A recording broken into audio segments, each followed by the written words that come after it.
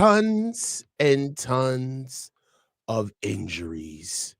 What are you gonna do?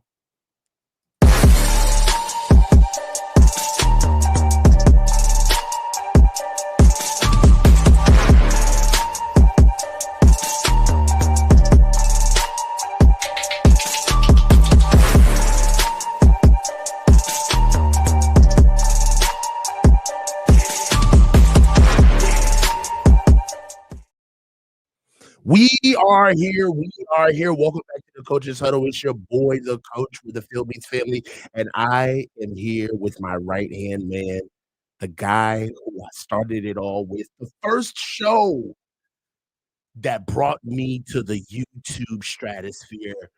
I'm with my guy, Grant Cohn. What's going on, Grant? What's up, man? How you doing, man? It's good to be here. It's been a minute. Although we did one after the game. That was a lot of fun. That was one of our best. Really good. I had a good time. Yep. So we got a lot to talk about. Niners just finished up with presumably what is their last public practice or available to the media practice. They finished with 90 minutes, but really that's kind of burying the lead. The Niners are making moves, presumably. And there's been a lot of news put out there right now, starting off with Jair Brown. There's been reports that Jair Brown has been being shopped by the Niners, and they're looking to make a move with him. We already know that Jair Brown was presumably our first-round pick, coming in the third round 2 years ago, came in late into his rookie season, and finished off into what I feel like was the peak of his career, which is the best game of his career was the Super Bowl game. Then he regressed for the season. Grant, is it fair? Is it warranted? Is it real? Talk to me about Jair Brown. I mean, it seems kind of like what the Chiefs just did with Sky Moore. The Chiefs drafted Sky Moore in 2022, same year Niners took Jair Brown. He was a second-round pick. They had high hopes. They gave him chances. They thought maybe it could work out, and then year 3, they're like, it's not happening, and we're going to cut you. But if we could get anything for you, we would prefer that. And so they did like some type of pick swap in 2027 just to say they didn't cut him for nothing. And I think that's sort of where the Niners are at. If other teams are patient, they'll probably be able to sign Jair Brown soon. Although the Niners have so many injuries, they might have to wait a little bit longer. But eventually when Malik Mustafa comes back and Richie Grant is healthy, between those two and Siegel and Pinnock, it's over for Jair Brown. So yeah, you could probably get him for a conditional 11th round pick in 2097. Probably.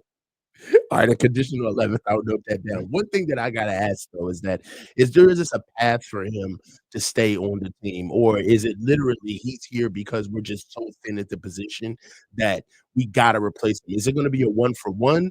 Are they expecting guys to come back that are already here with the Niners? Or are they willing to get rid of him for a bag of potato chips and a ham sandwich? Like, is it really that bad? I mean, I guess the path for him staying on the team is other guys getting hurt, which could happen. Richie Grant has been out for at least a week. Jason Pinnock's been in and out. So, yeah, but he just hasn't done well with the opportunities that he's gotten because other people have been down. Every time I look up, he's given up a catch. And it's not just George Kittle. In one-on-ones, he's getting beat by Jake Tonjes, who's not bad, but he's not a starter. Jair Brown can't cover anyone. And then if you put him in center field, he doesn't have much range. I don't know. Maybe he's just the wrong system for him. It seemed like he was a bit of a playmaker when Steve Wilkes was a defensive coordinator, but he's not the defensive coordinator anymore. Maybe I think he's going to end up in New York with Wilkes and the Jets. I feel like that's where he needs to go. Yeah, I mean, I think that, it is what it is, man. I think that right now, if he's had every opportunity to take over the position, he had a lot of time last season to be able to take over the position, and he came in, didn't really do well. I just think that it is time for him to roll on. What do you think that we could fetch for him? Do you think that it's really just picks, or is there actually a player that can actually help us that we can get for Jair Brown? Or is this really the Niners just kind of making room for him? They could have traded him for Sky Moore.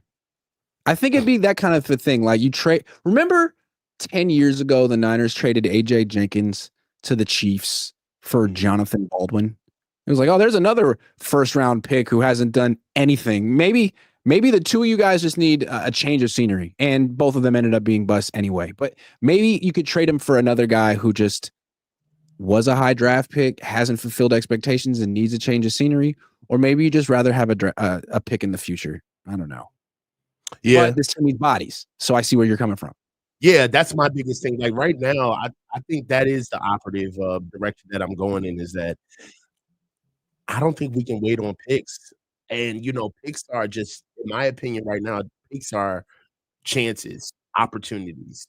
Um, right now, are we getting towards part of this? Are we getting towards the part of the season where we have to start looking at saving the season before it even starts? Right now, let's just look at the bottom third of the team that's going to make the 53. Are those quality NFL players, or are the Niners going to be looking to horse trade? I mean, it's not. It's one of the worst rosters they've had in a long time. They used to brag like, we're going to be cutting a lot of players who are NFL players and are going to get Mm. claimed by other. No, they're going to be claiming other teams' rejects, because that's just the state of things right now. If they've paid all these people, but I mean, it's safety. Unfortunately for Brown, the future is Siegel and Mustafa, and I think that's a good safety tandem potentially in the future. It's very explosive, very fast, very violent. Maybe neither one is. I don't know if either one's like a playmaker or a ball hawk, but they're going to cover a lot of ground and make people think twice about going over the middle. Well, speaking of fast, young, and strong, pause. Pause. There is a serious issue going on in the backfield with the Niners, and a player at large coming out of the Washington Commanders is Brian Robinson Jr. He was their starter for quite some years, tough runner, big, right out of Alabama. I know a lot about the kid, resilient, but he's kind of fallen out of favor with, and I don't want to say necessarily process or talent, but it's just not what they do anymore. They've got a better quarterback. They can spread the ball out a little bit more. They need a little bit more of a dynamic runner back there. They found it in other backs. He's on the block right now, and it's said that the Niners have been vying for position to try to get that trade. What do you think? I mean, how serious is do the Niners need to, is this kind of like player number one that they need in the building, or is this just somebody they need to move on from? Can Brian Robinson Jr. really help us? I mean, it seems like yeah, Brian Robinson Jr. could really. I mean, you're out there. You've seen him play. He's a good Yeah. player. He went to Alabama. He's been a starter. He's good in the. He's tough. He scores touchdowns. He'd replace Jordan Mason. He's a Yes. lot like Jordan Mason. And they thought Patrick Taylor Jr. might replace Jordan Mason. He's out for the year. Isaac Guerrero has nothing in common with those two guys. He's a finesse back, and he's hurt a lot. Plus, he fumbled 3 times today. So, I mean, the Niners have been they're so proactive at wide receiver because Kyle was a wide receiver. Anytime there's an injury, they bring in 3 more guys, and they're constantly churning the position. But running back has had just as many injuries. It's more important in this offense than wide receiver. And the Niners have they signed Jeff Wilson Jr. I mean, no disrespect, but you already got rid of him once. You already decided he wasn't good enough for you 3 years ago. Brian Robinson Jr. is significantly better than Jeff Wilson Jr. You need a running back. Yeah, do it. But they say that the Dolphins are the front runner to get him. It's not done yet, Well, though. right now, Patrick Taylor Jr. just got put on season-ending IR. And I think that we need him in the worst way. We really don't have a tough runner. I mean, and right now, if you're trying to keep Christian McCaffrey as healthy as possible, you really want to take some of those dirty reps off of his hand. You know what I'm saying? Those 3rd and 1s, those 4th and shorts, those red zone carries. We're trying to build to keep the consistency throughout the whole year. I think I asked you the question, not to kind of put my own opinion in before yours, but if you weren't going to say it, I was. I think that this is pretty much the number one guy we need to be getting right now. I'm really worried about the backfield, even healthy. Jordan James, we don't know what we're going to get out of him. He didn't have a camp. We're looking at Christian McCaffrey.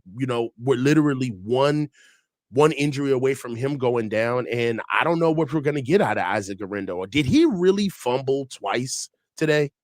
He fumbled 3 times. 3 And the times? second 2 were back to back. Like he fumbled, next play, handoff again, fumble.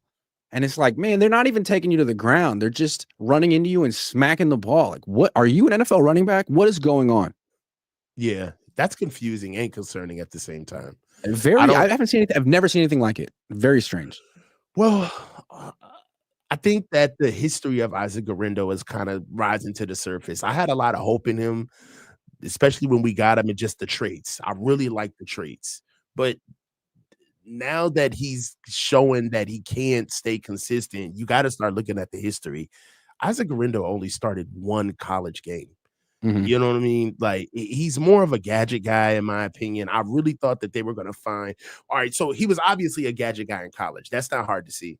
But what I thought was is that they were gonna find a role for him in this offense, and it just seems as though that he's not being able to stay on the field and be consistent enough to fulfill that role if they do have one for him. I don't know anything about Jauan Jennings moving in, not necessarily confident about that, and Corey Kiner is on ice until that high ankle sprain gets better. We need Brian Robinson Jr. in the worst way. I mean, it's looking to me that letting Mason go. No, excuse me. Trading Mason to the Vikings was the most unnecessary move, the worst move the Niners made of the offseason. It didn't make sense. It didn't make them better. They spent the pick on, I guess if they What? spent the pick on Marquis Siegel, I can't. But I mean, what? Well, They the they Marquis essentially Siegel replaced him pick with, is nice. yeah, but they essentially replaced him with Jordan James, who's done nothing so far. Yeah, I think if you bring in Brian Robinson, now you feel like, all right, at least you've replaced that spot in the rotation. And if Right. Christian McCaffrey were to go down for a week or a month or the season, you're not screwed. Because right now Mhm. you'd be absolutely screwed without him. Can't win without him. Yeah, you can't. Nope. There was some what was the How other many topic players that on you the wanted to get team can you into? say they can't win without right now? Like if one guy goes down for a week, they're screwed. Christian's one, Trent's two, Brock's three, until Matt comes back. Fred. Maybe Fred, maybe Bosa. Um, Not Bosa. They really didn't have a pass rush last year. That's the thing that's scary Can they about win Nick. without Lenore? That's their top DB. I don't know if we won because of him. So I don't know if we're gonna I'm just win. talking about like players whose backups are terrible. Oh, well, Trent, Christian. There's no backup running back that I feel safe about going There's in. no backup tight end. George. Yeah, Yeah. George. All of them, all 7. If you really want to go with all 7, Diamador Lenore, Fred Warner, Nick Bosa, Christian McCaffrey, Fred Warner, George Kittle, and I Brock mean, if Purdy. Bosa doesn't play a game, you're like, well, the Niners aren't rushing the quarterback today. If Lenore doesn't play, you're thinking, man, whoever's replacing him is getting picked on mercilessly. Yeah, they're remarkably thin. If any of those 7 guys are missing, we've lost that game. Any one of them. And Yeah. so far, they have them all right now. The only guy they don't have is Ayuk. Everyone else is there. Ayuk makes 8. Ayuk makes 8. Yeah. So I mean, look, I feel like we if they stay healthy for the rest of the season, that will be amazing.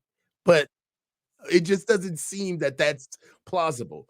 No. And we got to see exactly what they're going to do. What's the other topic? You gave me 3. What's the third one? Oh, there's an interesting one. So Warren Sharp, who likes Sharp Stats, he's on Twitter and he also he covers the whole league. And today he was really interested in the fact that the Texans, who have a new offensive coordinator, they had Bobby Slowick, who was a Kyle Shanahan guy, fired him, D'Amico, and brought in Nick Casey, who spent 2 years with the Rams, and before that he was with the Patriots for a long time. And they're making a big deal because Stroud has earned the right and freedom to call audibles and set his own protections. And the Texans are making a big deal about it. Warren Sharp can't believe they didn't have the freedom beforehand. Is making a big deal that neither did Lamar Jackson for years, and that it's malpractice to limit a top level quarterback like that. And I don't even know that if he knows that this is a common feature of the Kyle Shanahan offense, and that Brock Purdy cannot adjust protections or call audibles. And I just think it's interesting that D'Amico Ryans gave that power to CJ Stroud. It stands to reason that he would give it to Brock Purdy too, considering he's just as cerebral. I don't know. Well, What do you think? Well, there's a lot of things about Kyle's process that don't make sense across football, just garden variety football. The lack of a hurry up. They don't play with tempo. They don't have a 2-minute drill. The step back, the drop back game doesn't match up with the blocking schemes in terms of dropping back and the protections with the offensive line. I do think that there comes a time where your process can only take you but so far, and that's what makes great teams, right? That's what makes for the good stuff, where it's saying you never have a team where it's just all the coach or it's just all the players, right?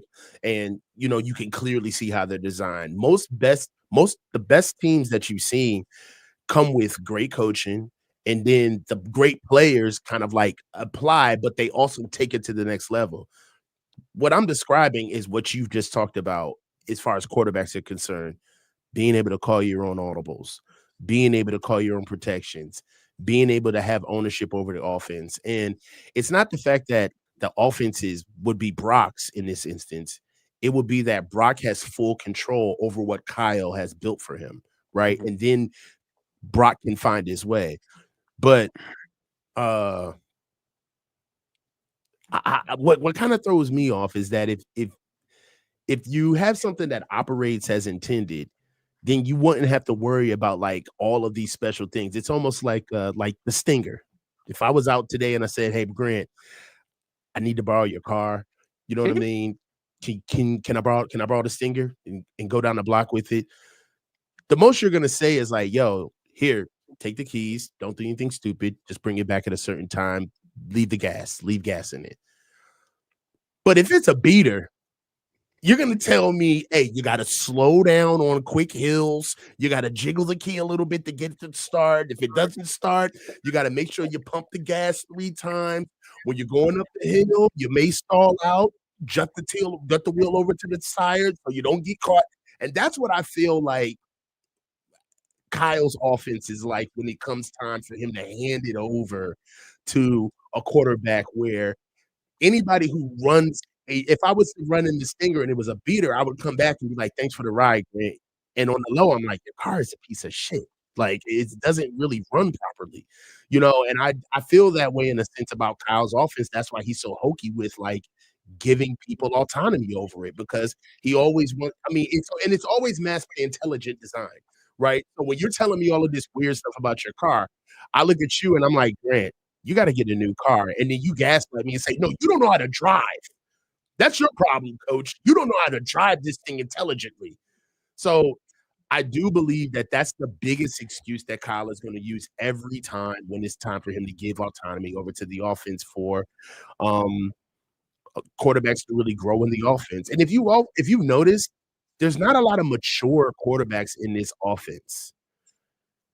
There's not. Like, they're always really young, and if they're mature, they always have problems. Like, Matt Ryan had issues. He had to get autonomy of this offense, right?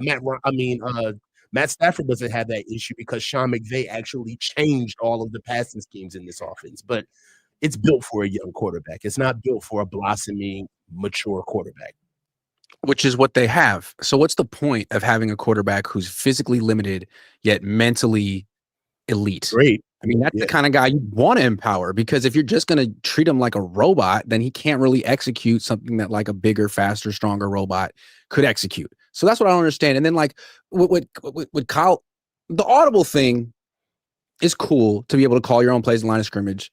But I think what's more important is the protections, because Mhm. we've seen that Kyle's method doesn't really work that well. It didn't work in the Super Bowl. It's one of the Mhm. main reasons. It is the main reason they lost the Super Bowl the second time to Steve Spagnuolo, because Spagnuolo blitzed them to death, and they got like 9 unblocked rushers. It seems what Kyle always wants to do. First of all, he won't let the quarterback adjust to protections. It's the center. So that's weird. And that's not what the Texans are going to be doing anymore. Also, it's always let's beat the blitz with hot routes. Let's put 5 guys in the maybe we'll have George Kittle block. Maybe we'll have a 6th blocker. But let's get 4 or 5 into the pattern and Mhm. let's throw towards the blitzer and beat it that way, which works a lot of the time. But if defenses know that you're always going to throw hot instead of going max protect, then they can sort of tendency you, figure out where that hot's going to be aggressive, and get turnovers. We saw the Ravens do that Baltimore. to the Niners on Christmas night. And I think if he could like give Brock Purdy the freedom to go up there and be like, you know what? We're going to max protect this play. I want 8 blockers on this play. We're going to pick this up, and I'm going to hit my best receiver down the field because all I need is him one-on-one. He'll win. Like, Why can't the Niners ever do that? Instead, they're always trying to get cute and throw hot, and it leads to a lot of Well, mistakes. Grant, because we're not going to cut away to Kyle Shanahan if we do that. Correct. We don't get to cut Yeah. away and have the B-roll to Kyle Shanahan and say, now that's a Kyle Shanahan play. Just how he drew it up. That's why. It's all about him. You know, I saw someone tweet this today, and I thought it was genius, that sports in general, not just football, would be better if coaches were locked out of the stadium on game days and all the decision-making and adjustments actually had to be executed by the professional athletes on the spot by themselves. I mean, the coaches can be there Monday through Friday to prepare them like directors in a play, but when it's time to actually do the production, it's the players who are in charge, not the freaking play callers. It's a play caller sport. And Kyle Shanahan and Sean McVay have sort of made it that the last 10, 15 years. I miss the Peyton Manning, Tom Brady days where the best quarterbacks were the ones making the decisions and calling the plays. I think I don't know. That's my rant. I'm 75 years old. Well, what you're talking about, Grant, I mean, if you really want to get old and surly with it, you've hit the nail right on the head. And really what it is that you're looking at game versus entertainment. Yep. What we watched with Tom Brady and Peyton Manning, and what's even wild about it is that the game is still the game. Two great quarterbacks from two different upbringings in their college career, right? Peyton Manning was a darling. Tom Brady had to fight and claw every step of the way to even make it. And they both even entered in the draft that way. But they both had different beginnings. Peyton Manning struggled early. He did. We all had to sit down and stomach to watch that. And you know what? You don't make a lot of money when you're not scoring points. And they want guys to go hard and fast. Years of sitting down a quarterback for 3 years are all but gone, even though most of the best quarterbacks now had to wait. They were good right away. They still like to microwave it. And the truth is that if you remember during that time when you're during the era that you're speaking of with Tom Brady and Drew Brees and Peyton Manning, when men were at the helm, getting 3 plays at a time, choosing their offense and really making things look intricate on the field, we were all laughing at college for what? Check with me. Look, this isn't pro ball. Look at them. They're all looking at the sideline. Remember how we used to laugh in Oregon and Chip Kelly when they used to throw their play cards up and it used to look so elementary because the guys didn't have the cognitive ability to be able to learn the scheme. Don't think, I'll think for you. That's what the whole game has become. And I don't like it. Yeah, and that's what pro football is now.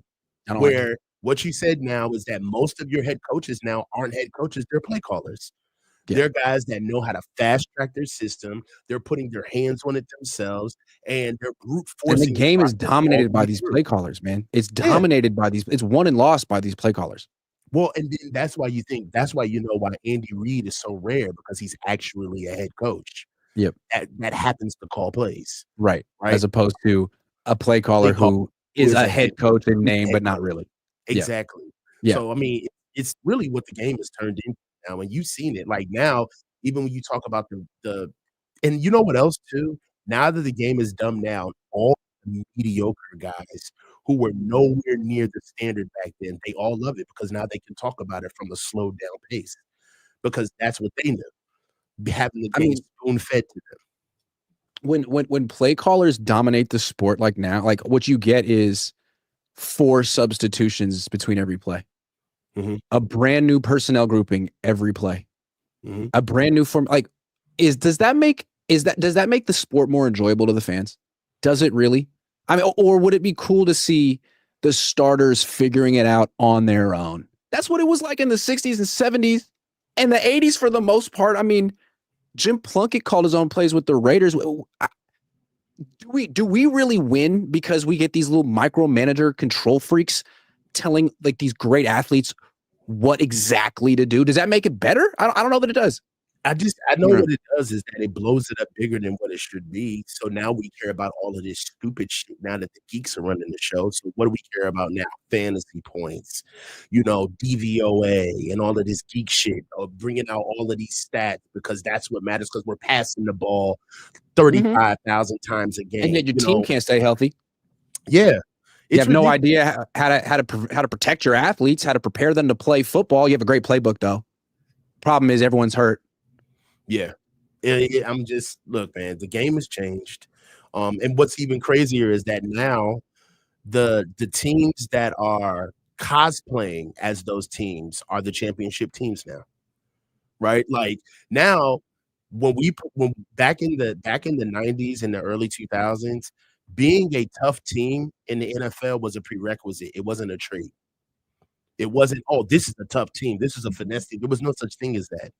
There was a team that you could either be championship ready or you weren't, period. Either you had a defense or you could stop the run and run the ball or you can't, period. Now, there's teams right now just making excuses for everything that they can't do and calling it a scheme, calling it a trait. This is what we do now. That's what college used to do. Yeah, I think it's so interesting that D'Amico fired Slowick and brought in a guy from the Tom Brady Patriots who's going to be a throwback. I mean, he basically went a whole different direction. D'Amico. And I feel like what maybe Kyle's system isn't as cutting edge as it was a few years ago. The weaknesses have been exposed, and it's become evident that if you have a mid quarterback that you don't trust, who isn't highly paid, who's not elite, this system is great because it simplifies the game for him. Hey, don't even think about I'll give you 2 plays. Just execute, buddy. Just freaking execute, and I'll make you look better than you are. But if you do have a quarterback that is special, this system ultimately can hold him back a little bit because you have no control over at the line of scrimmage. And if the play caller's wrong, he ends up on his back or throwing a bunch of picks. So maybe if the Niners are all in with Brock going forward, the future involves more of him making decisions and Kyle either taking a back seat or going somewhere else where he can micromanage another quarterback. 100%.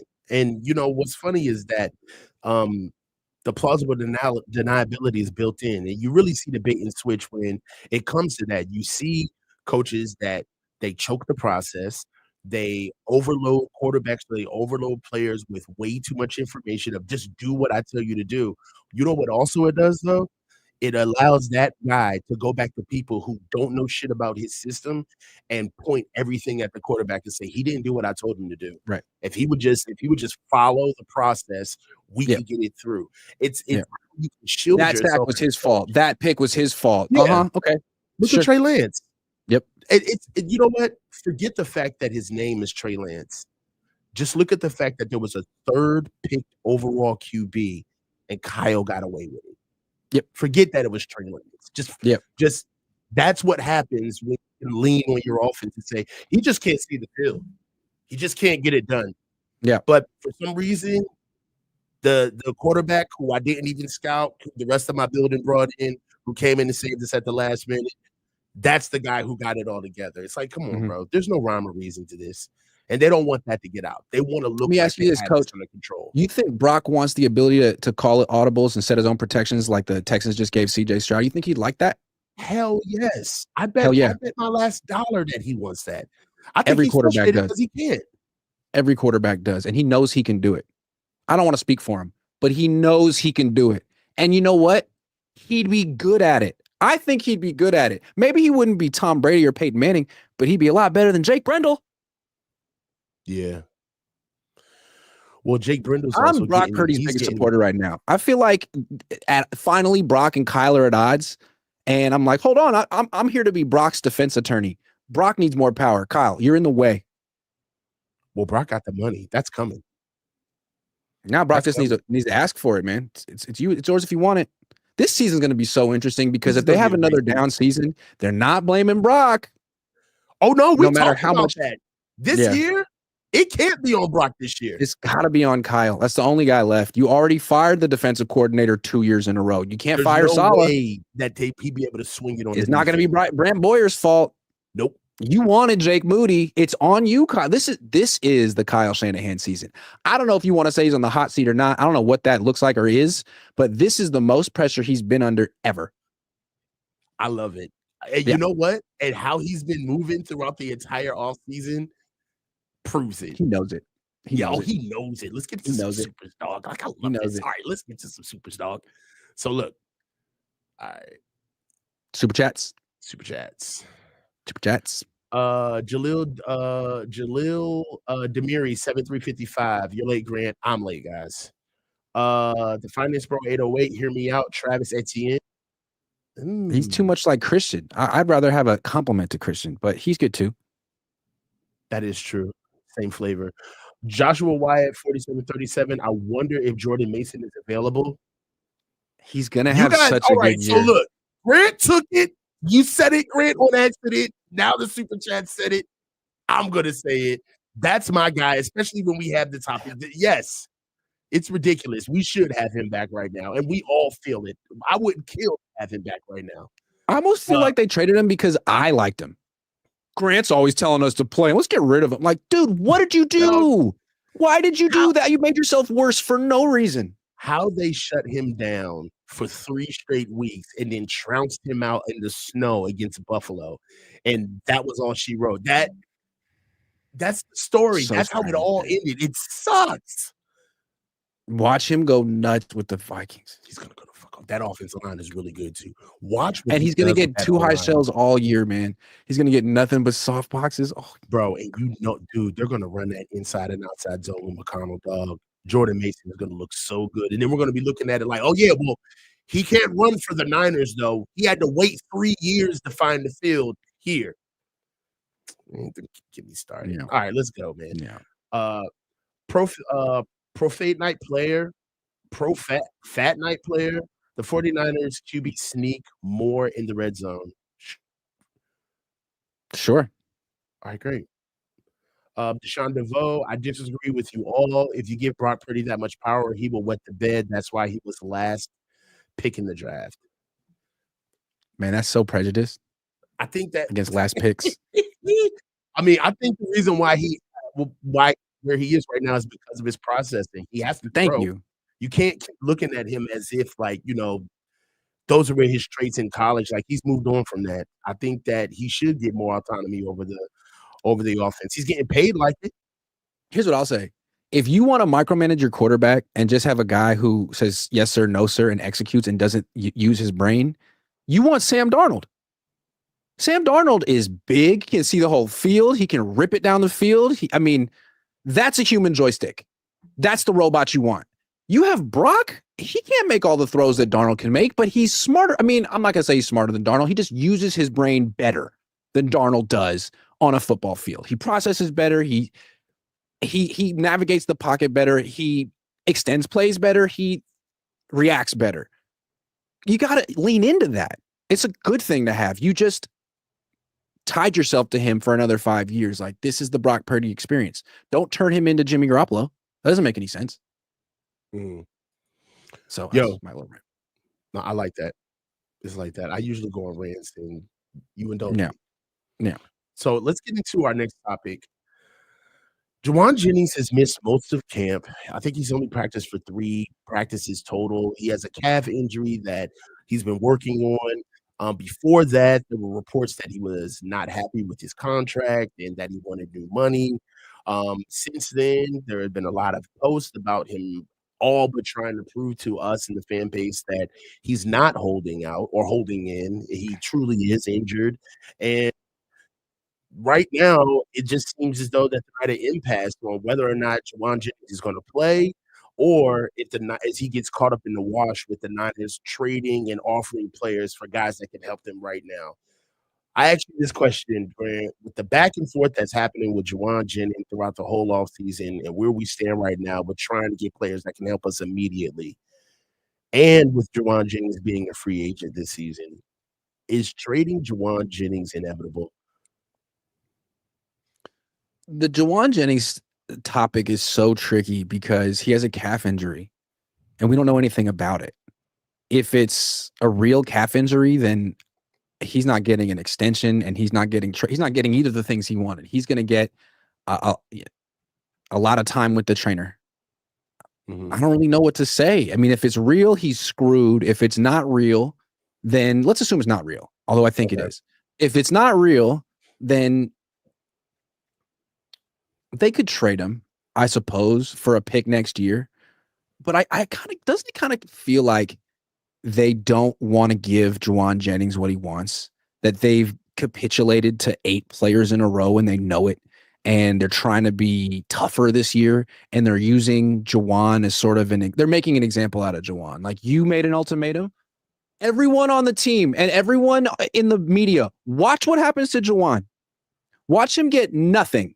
Not a raise, not an extension, not a trade. And if he's not out there week 1, so freaking be it. We'll win or we'll lose, and we'll say we're taking lumps, but he won't win. He's not winning this game of chicken. I think that's kind of what this is. It's the first game of chicken the Niners are intent on winning. And it's unfair, too, because they have a lot of cut cachet. He's already hurt. He was a third option at best when he was healthy.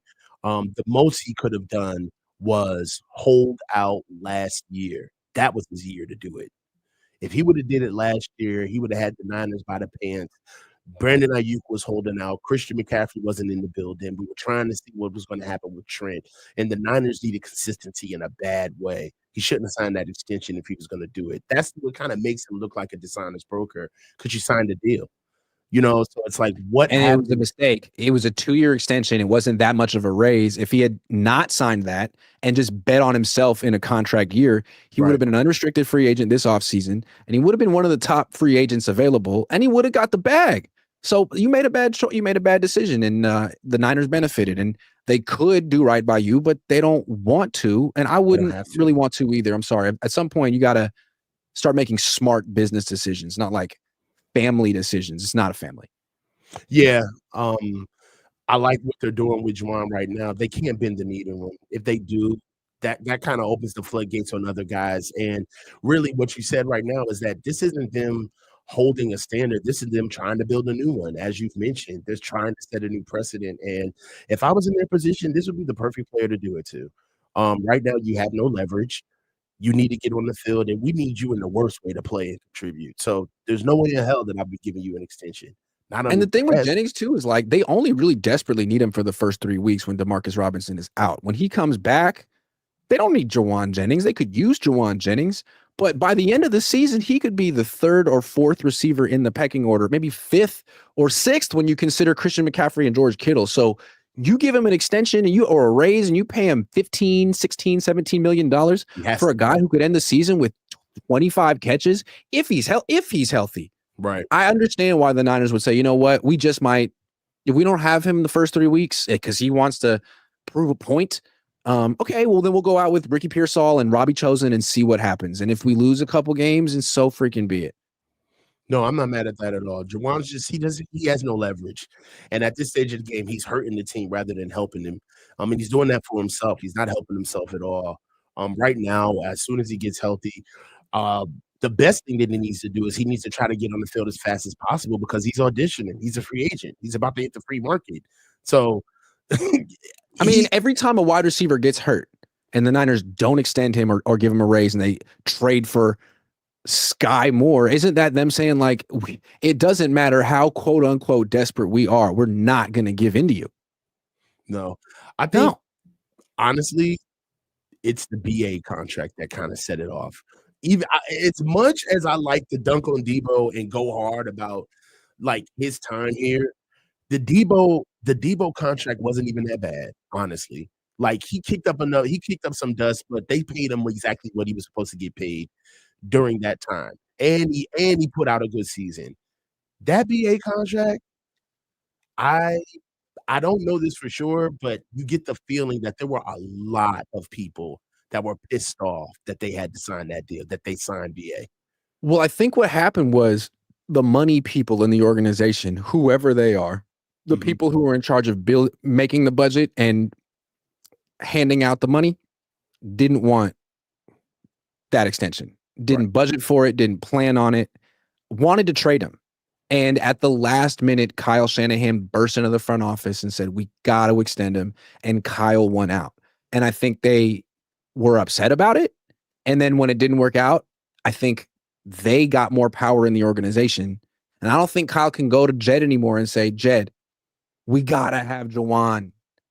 Those days are over. Yeah. I think we're seeing it.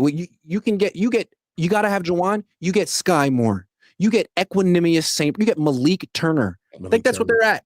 And I think that's sort of like the revenge of the bean counters. We call this season the revenge of the bean The counters. revenge of the bean counters. I like that. Yep. I Yep. like that. So Yep. yeah, that's exactly what we stand. Let's get Yep. into our next Sorry, Jauan. topic. We've already talked about it. The Niners have been here 9 years. We never fall in the middle. Either we do very well, we go to NFC championship games, go to the Super Bowl twice, or we win our division, or They tank. we tank. We are Tank. the worst team. We're not kinda bad. We're the worst team in our The division, wheels one of fall the off. worst teams in the NFL. As Grant has just affectionately coined it, the wheels fall off. Mhm. All right. And really what it says is, I mean, are we front runners? What does that say about consistency, process?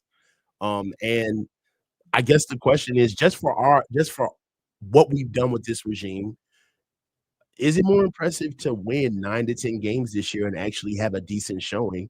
Or are we gonna be a little bit more understanding that we don't go to the Super Bowl this year if it completely falls apart? What are you looking for from the team? I don't think they're allowed to tank this year. I don't think the wheels can fall off. I think if the wheels fall off for a second year in a row, Kyle might need to get fired. I mean, take the word might out. So that's how I feel. So I think for the first time ever, they are under pressure to win 9 or 10 games. Mm, Find a freaking way to win 9 or 10 games. You have the easiest schedule in the league. I don't care about all the injuries. It's your fault. You put this team together. From square one, 9 years ago, you put this whole thing together. You set the practice schedule. You're in charge of the durability and the fragility of this freaking roster. Make mhm. it work. You're the reason there's no depth. You traded all of it for Trey Lance. So no sympathy. Win 9 games. Like one of the things we like about Pete Carroll or Mike Tomlin, who aren't necessarily the best coaches, is that they will find a way, They find a way. no matter what, to be a respectable team that doesn't implode. Can't say that about Kyle. Half the Mhm. time that it all comes together, the other half of the time, it all falls apart. So I guess the Niners are under pressure to make it work, even if it's not super pretty this year, even if it is a transition year. Because you know what? Still have like 8 all pros. You have the quarterback you want. I don't want to hear it. Yeah. Win 9 games. Win 10. No, 9's not enough. Win 10. I gotta be with you on this one. I'm setting expectations. Me and Jesse have been going back and forth for a couple of days now over, um, and I'm gonna put it down into one quote. Basically, the premise of the debate is: are you challenging John and Kyle, the regime this year, or are you challenging the roster, the team, the 2025 49ers? Because they're not one and the same. What do you think? I mean, I think you're trying to figure out who is part of the future. I think this is a transition for the future this year. And you're trying to figure out what are you building around? And I don't think it's just players. I think Mhm. it's front office people. I think it's coaches. Is this Kyle Shanahan's team moving forward? Is his system the best system for Brock Purdy moving? Because Brock's going to be here. And we've already seen that D'Amico Ryans has decided that Kyle Shanahan his system is not the best system for For CJ CJ. Stroud moving Yeah. forward for a lot of reasons. They pivoted, and we'll see if it works out. And the Niners are going to have to make similar decisions if they miss the playoffs this year. Is it Brock's fault? Or has Kyle taken him as far as he can? Is it time for someone else? Is it time to make Robert Saleh the head coach? Is it time to let Brock Purdy be in charge and have ownership over this offense? These are all the kind of questions they'll have to ask if there's another tanked season. They can't tank. They tanked last year. I'm not Yeah. saying it was intentional, but they tanked. No, and that's one thing that I wanted to touch on as far as tank is concerned. I don't want to say that they intentionally tanked, but they conceded a lot of games. They There were a lost 7 lot of of the last games. 8. Yeah, there That's were a tanking. lot of games where we watched and said they're not trying their hardest to win this game. They're mailing it in. They know they're not going to win this game, and they're trying to get home right now. And you saw it week in and week out. And what was really surprising is when you actually saw the games where they put forth effort miraculously out of nowhere in the middle of the season. It was kind of How embarrassing. about their defensive effort against the Rams at the end? It's incredible. Come on, man. Yeah.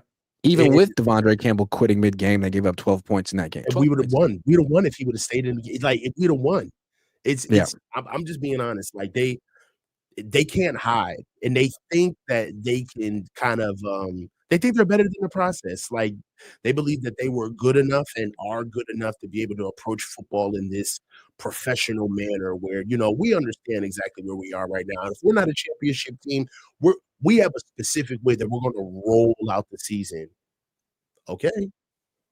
The Okay. Rams were allowed to have a reset year, one, where they went 5-12. It came right after they won a Super Bowl. You get a little bit of grace right after you win the Super Bowl. They didn't follow it up with another shit year. They bounced right back and won 10 games and went to the playoffs and then won another 10 games last year. That's what the Niners, you won 6 games last year. That's your transition year.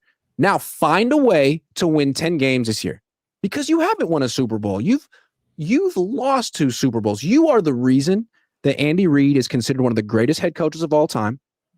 And frankly, Kyle, you're the reasons that Tom Brady is considered the GOAT. If he hadn't pulled off that 28-3 comeback that you gave him, that started 6-5 in the Super Bowl, man. That closed the door. It'd still be Joe.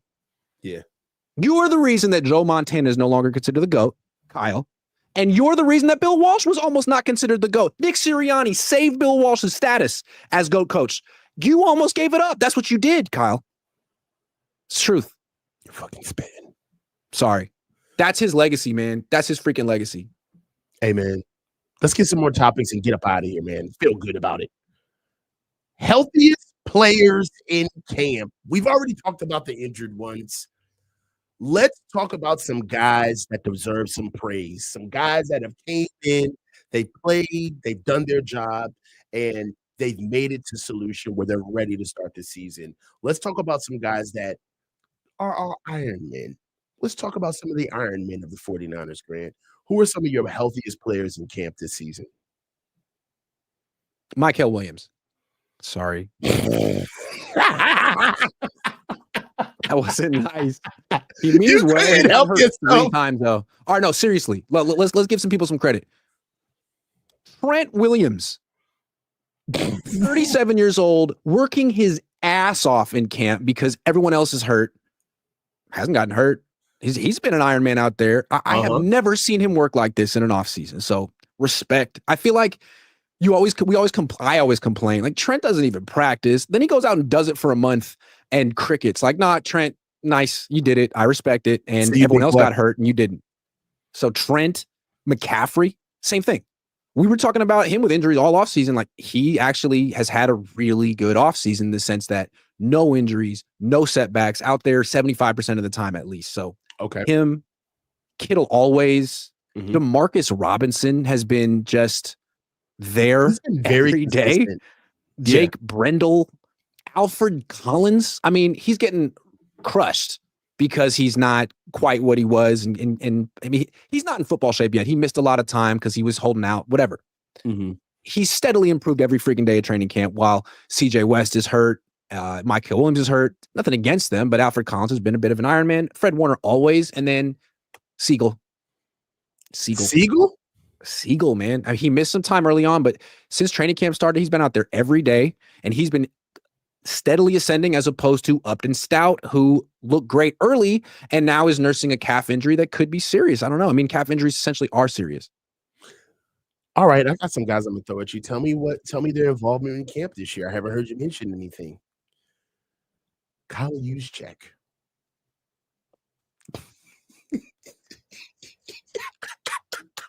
Thanks. I had to. He missed a couple of days with a shoulder thing, but he's no Isaac Guerrero or anything. He's essentially out there all the time, and you got to give him credit because he's literally 61 years old. It's not easy. Yeah. So I think that's you got to give him. It's commendable. Yeah, Tang's been around for a while. Sometimes you got to stir it up to unclump it.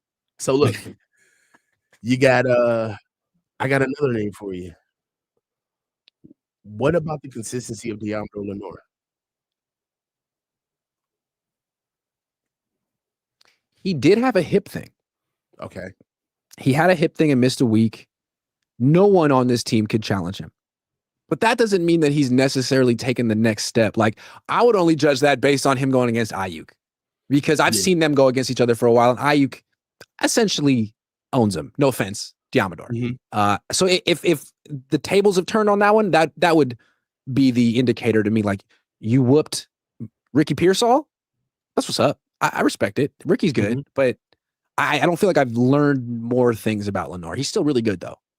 It's going to be, I Some mean, he has to be a number one corner this year. And I think there's some questions as to whether he can handle that. Like he always kind of got to be the scrappy, smaller guy who takes chances Mhm. and is kind of a risk taker. Now you're like, no, dude, you gotta be shut down. I don't know if we'll see if he can do it. They're coming after him with their best. Oh, yes. It's gonna be an interesting season for Deon Lenore. Yeah. I wanna get to another guy we've been waiting on One more for a thing about while. Lenore. I'm sorry, it's a great question. I have more I want to say. Let's They're go. moving him out of the slot, and I asked Lenore about that. Was it yesterday or the day before?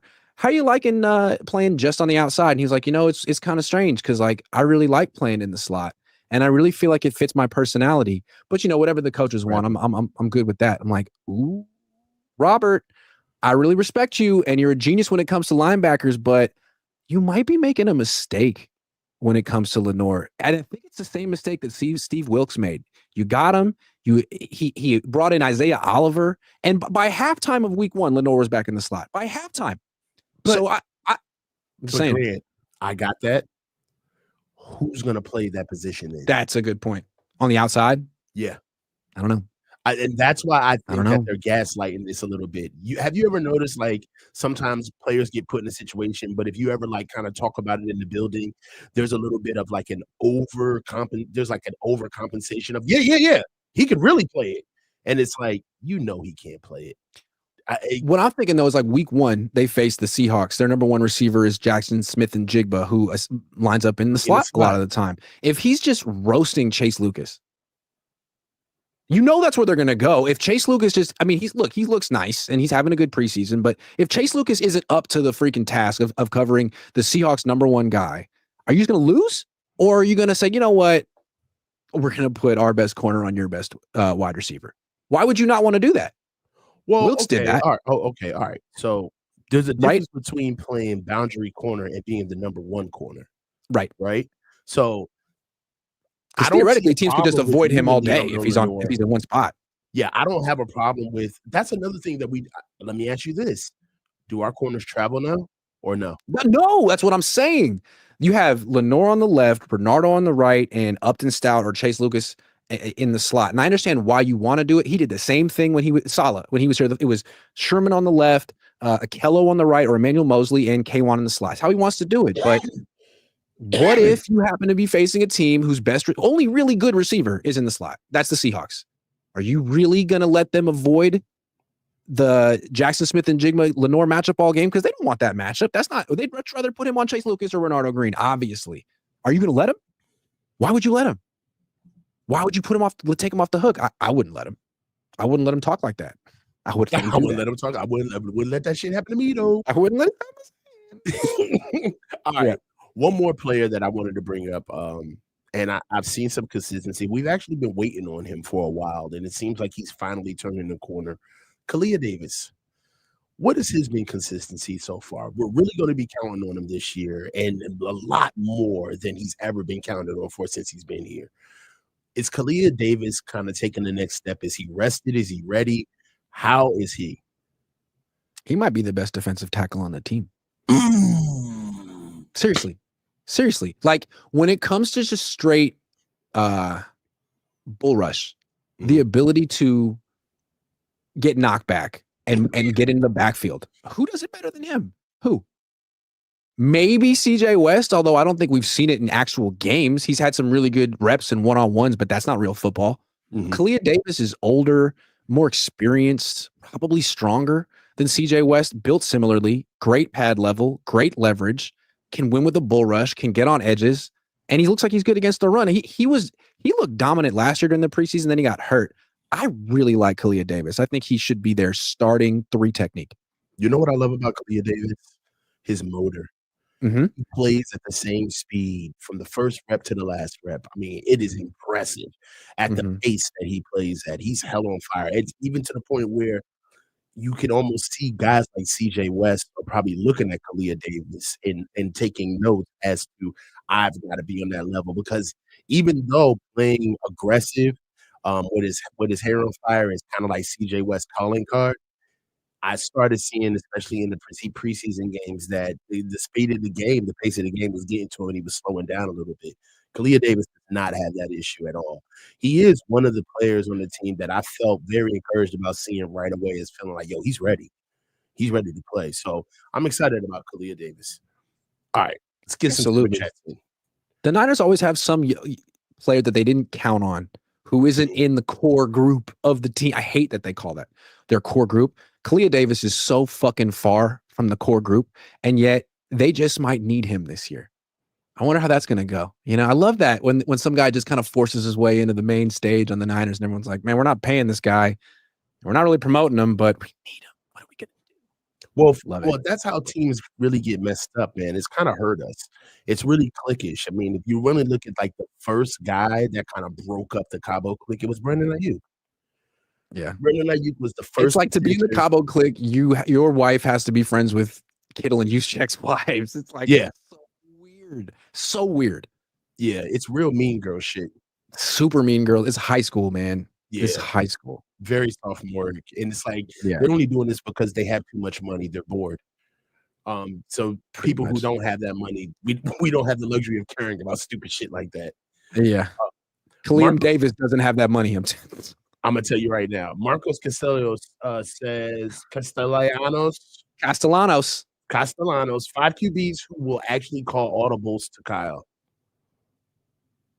He wouldn't let Tom Brady call an audible. And that's why they didn't get Tom Brady in 2020, because Kyle would have had to turn the offense over to Tom, and Kyle would have been like, instead of a play caller, like a play suggester. And that'll never happen.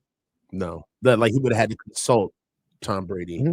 And being able to consult, you got to actually know how to coach first. So there's no way you can't consult with a guy like Tom Brady. They would call. Could you imagine Tom Brady telling Kyle, like cursing Kyle out on the sideline?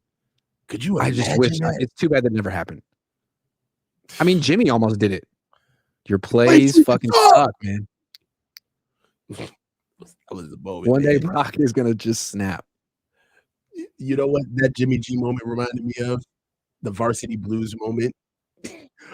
What he said, you don't know my life. Yeah. James Vanderbeek. Yeah. You don't know my life. My life. Yeah. He was so good in Dawson's Creek. That was the movie. It was. Marcus Rob 17. Julian stopped watching Cyrax today. Thank you. Okay. How about that? That's awesome. That's great. Ricky Williams, 49ers look towards 2026. Kyle may be on the hot seat, but he's putting all his chips into next year. I don't care what they say or do now, and I think Jed knows that too. Another good fellas. Another good show. I think he's correct there. But they haven't counted on the Grant Cohn factor, the coach factor. We are going, if they think it's okay and acceptable to tank again, it's not. I don't think they understand how much heat they're going to get, not just from us, but from the actual fans. I don't think they're going to trust the process in year 9, being like, let's play for 2026. Sure. So everyone can get hurt again next year? Uh-huh.